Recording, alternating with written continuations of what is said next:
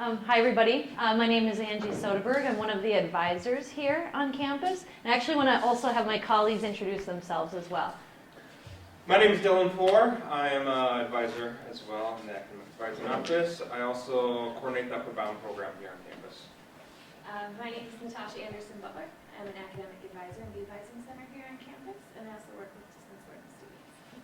And we have another advisor as well in our office, Morgan McLean, but unfortunately he's not able to be here today. So I should also mention, too, that I also work in career services as well, too, since my colleagues also mentioned their other work here. Thank you so much for coming. I think this is wonderful. I think it's an opportunity for us to have some discussions, as well as, so we hope that you have a little bit of interaction, if you're okay with that, while you're joining us this afternoon. So I always like to let people know what we're going to be talking about today as far as what we're hoping to cover and help you gain a little bit more knowledge about, right? So as far as our topics, obviously the roadmap to graduation, how can you take ownership of that, including your pathways, things that you might discover, and we'll talk a little bit more about that, and also hopefully hear from our audience about what could be some of the bumps along the way. How to schedule an advising appointment. What should we do to prepare for our advising appointment? As well as we'll touch upon a little bit of university policies, and then we're also leaving some time for questions. So I actually want to ask to all of you, what have you enjoyed about your advising relationship, or how would you define an academic advising relationship with a student? It's useful. Okay. How is it useful? Okay, so kind of that course planning and maybe kind of looking at a bigger picture while also kind of, shall I say, helping you manage some short-term goals? Yeah. So some of the things I think that sometimes could potentially get overlooked is that it is definitely about course planning. It is about helping somebody there to help kind of guide you. But there are some things as students that we should be aware of too, that we're not always necessarily told, right?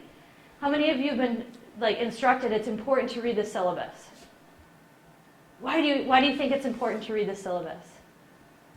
To know what's going on. Know what's going on? Yeah. What about course planning too? I mean, as far as the course planning of assignments, your advisor is here to help be a resource for you and having discussions around that, right?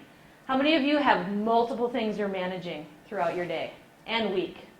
So obviously we also want to take time to study, planning that out. When we're an advisor is really also here to help you think about the holistic approach, right? It's not only that course planning. It's not only what is my whole semester going to look like, but what is my day-to-day? What are things that I can become involved with? How is a study plan extremely important? What about this one, completing assignments? Do you guys have any strategies that you do for completing assignments? What types of tools do you use to help you in managing of that? Just curious. Planner, yep.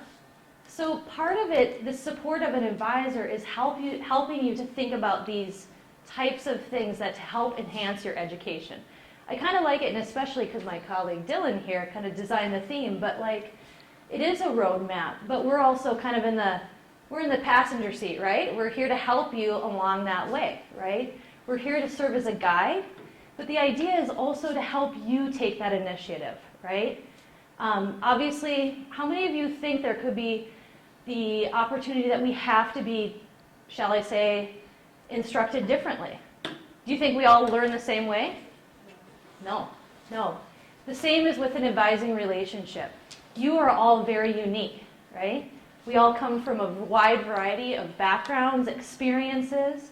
It's important to establish your relationship with your advisor because they are really there to help guide you and hopefully build to a point of facilitating and moving on. And lastly, communication. How many think communication is extremely important in any relationship? How many of you have not communicated well and it's gone, bad? I have. What happened? There are some Misunderstandings? Yeah. Oh, so it happens all the time. And I think the one thing that is so important to remember in any type of relationship is that it's reciprocated. It's reciprocated between you and your faculty. It's reciprocated between you and your advisor, right? But the key is to ask questions. And even if we don't know the answer, right? Like, how many times have you not known the answer to something? What have you done to try to find it out? Ask, yep. So we're really here to help with that too. So many of the things that people don't realize when it comes to the whole, shall I say, student experience. How many of you are involved with extracurricular activities? Yeah? How many of you work outside of school? Yeah? How many of you have other personal commitments? So really, sometimes when we think about integrating our academics and our other life, there's a lot to it, right? Have you ever heard the phrase, there's not enough time in the day, right? Or do you think we're expected to do a lot more with less time? Possibly. Sometimes more than others. An advisor is really here to also help with that aspect, like helping you think about what are some of the things that could have an impact on your learning and your success.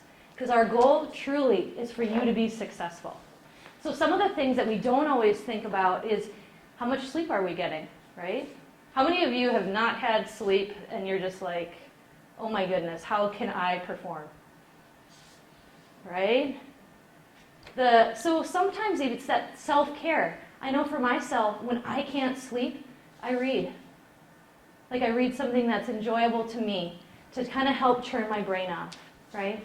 So partially it's that a little bit of discovery of what's making me do this, right? Do you think stress can play into that? Yeah. What do you do to manage stress? Just curious. Work out? Do you use the MWC? Yeah. Awesome. Anybody else? Listen to music. Listen to music. These are really important factors to our life to help kind of reboot us, right? We can't always necessarily be always on, right? But there are times that we do have to push ourselves. But it is important to think about our self-care, our families, our social networks. Everybody is here to help. But again, I think the important piece about this is communication, too. So one of the things that is in your packets that we provided you, too, and we'll get a little bit more into this, is a handout that can help you in regards to planning for your advising appointments. And it's something that's available to you, and to think about some of the things that you may encounter. Because the idea is that we want you to be successful and put those tools in your hands. How many of you are involved with any social organizations? Do you think that could help you at all? Any student groups on campus that you belong to? Have you thought it could be kind of fun, or is it more about not knowing what groups exist? We can use student groups for a variety of reasons. Sometimes it's to help build social meet other people. It can be a place of just having a release too. We have so many amazing groups on this campus that a student can participate in. Some of our students, and this kind of falls more in my wheelhouse, a little bit on the career side, is that some students also use student groups as a way to connect from a professional standpoint, to help them explore their careers. We have many professionally related student groups that are directly working with employers and other professionals too. And lastly, work. Some of you mentioned work. How's that going? It's exhausting. Yeah?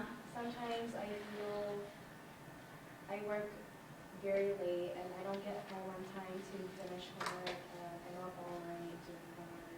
And that's what causes me not to have enough sleep. Yeah.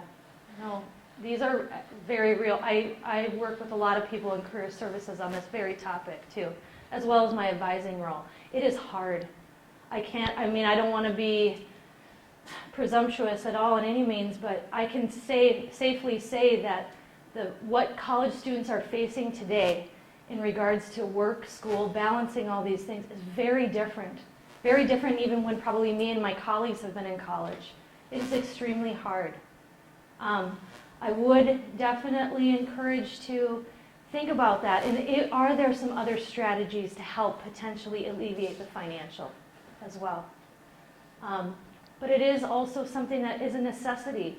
And I can tell you that it can help you to explore options. But the important also does come back to that self-care. So, you know, for the planners in the room, and also the non-planners, I'd like to actually speak to both groups. There's something that kind of helps as far as thinking about what could be kind of a guideline. You know, we reference this to a plan or a map, but I really like for you to think about as a, you know, to play off with a milestone, like a tour guide, right? Are there different things that I can do to help me move along in my education, that help me to explore options? So one of the things that we do is try to help break it down into a little bit more manageable parts in regards to what can I do based upon where I'm at academically. So does anyone want to share anything kind of where they're at academically? Like, are you first year, second year student? First year, okay. I'm a first year as well. First year? Yeah. First year? Okay, wonderful. So what are some of the things that you've been thinking about that might be helpful in exploring majors if you have not already started doing that process? Talking with faculty? Talking with your advisors? So are any of you decided right now on your major? Cool. I love working with undeclared students. You know, on average, our college student changes their mind 5 to 7 times before they actually declare a major. And even if they did declare a major, most likely they might change it, right? It is an opportunity, really where you're kind of at is a place of self-discovery. And there are things, and obviously advisors are here to help you explore what you can do, right? To maybe help that process along. Because we do want you to be strategic. We want you to think about all those types of initiatives and things that you can do to enhance. And then obviously on the preparation side, right? But ultimately, we do want you to graduate. I mean, our goal is to graduate within a very nice, timely manner, you know, a 4-year plan. We can obviously help you think about exploring different goals that are both short-term and long-term, but also understanding that kind of where you're at in a developmental place, right? It is natural to look at things that you can do to prepare and be active outside of the classroom, right? The most important thing I have found in exploration is that you're cognizant of it, that you're in a place of accepting where you're at and what can you do to help move that process along. I can tell you right now, I never thought I would be standing in front of you today when I look back at my undergraduate education. And then obviously what you can do to prepare in that transition too. And I don't want to go too much into that, but knowing that there is a path and there's people here to help you and move along through that process. So who is your advisor? Do you all know who your advisor is on campus? Lon Bailey? So if you're not sure who your advisor is, there is a place to find that at eHive. So if you click into your Student Center, you're able to find your advisor down at the bottom right-hand side of the screen. They'll have their contact information, as well as where they're located and how to contact them. So there are a few different kinds of advisors on campus that you can utilize, as well as your faculty advisor or your major advisor. Your advising team is obviously made up of that assigned advisor, but we also have advisors in the Undergraduate Academic Advising Center, which is where we work. And you are able to utilize those resources to do things like, if you have questions about how to register, you're having trouble getting into your eHive and planning those things, looking at if you have questions about changing majors, major exploration, all of those are things that we can help you with in that center as well to kind of support you in your major advisor. Other things that we can do for you in the advising center would be helping you change your major or minor, which you can also do through eHive, but if you can't find it, you can come in and ask. Or if you're having some difficulty with your advisor or wanting to switch to another advisor in your department, we can also help you with that. We just wanted to put in a fun graphic for you guys to make you smile. Sometimes roadblocks can seem very big to us, and there can be challenges that come up in our experiences and in our academics or in our journey through higher education. And really what we wanted to get across with that is to take that as a challenge, but to find ways to overcome it. And that's what our job as advisors and your major advisors are there for.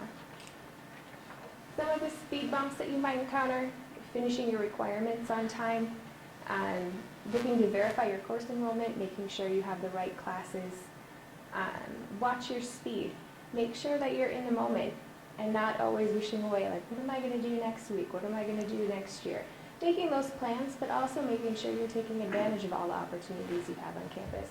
Being involved in student groups, finding ways to build your resume while you're here, or get more experience. And then understanding grading policies and academic probation.